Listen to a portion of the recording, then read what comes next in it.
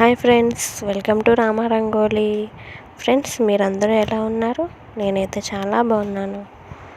ఈరోజు నేను 5 చుక్కలు మధ్య చుక్క 3 వచ్చే వరకు ఎంతో ఈజీగా ఉండే రంగోలీని చూపిస్తున్నాను. మీకు కూడా ఈ రంగోలీ నచ్చుతుందని అనుకుంటున్నాను. మీకు గనక నా రంగోలీ వీడియోస్ నచ్చితే తప్పకుండా లైక్ చేయండి, షేర్ చేయండి, సబ్స్క్రైబ్ చేసుకోండి.